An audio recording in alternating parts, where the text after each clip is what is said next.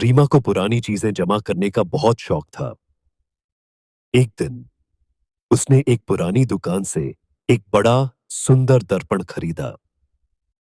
दर्पण का किनारा लकड़ी से बना हुआ था और उस पर इंट्रिकेट डिजाइन्स थी जो उसे और भी रहस्यमय बना रही थी। दुकानदार ने रीमा को चेतावनी दी थी, इस दर्पण का इस्तेमाल रात के समय मत करना। लेकिन रीमा ने इसे मजाक समझा और दर्पण को अपने कमरे में लगा लिया।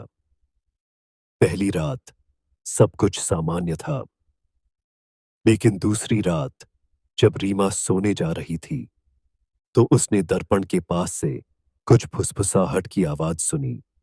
उसने सोचा शायद यह हवा की आवाज है और उसे अनदेखा कर दिया। लेकिन जैसे ही उसने लाइट बंद की, फुसफुसाहट तेज हो गई। रीमा, एक धीमी डरावनी आवाज ने उसे पुकारा। रीमा ने झट से लाइट जलाई और दर्पण की ओर देखा। दर्पण में उसकी परछाई के अलावा कुछ नहीं था। उसने सोचा कि यह उसका भ्रम है और वापस सोने की कोशिश की। अगली रात आवाजें फिर से आईं, लेकिन इस बार वे और भी तेज थीं। हम तुम्हारे साथ खेलना चाहते हैं, आवाजें गूंज रही थीं।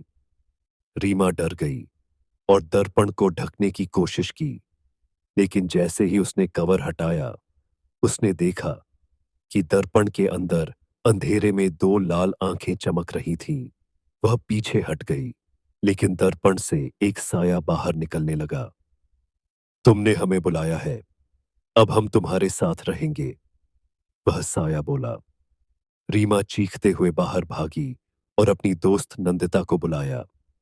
दोनों ने मिलकर दर्पण को घर से बाहर फेंक दिया। लेकिन कहते हैं, दर्पण कभी अपनी ताकत नहीं छोड़ता। आज भी रात के समय उस दर्पण से फुसफुसाहट की आवाजें आती हैं और जो भी इसे उठाता है उसे अंधेरे में छुपी आंखें घूरती हैं।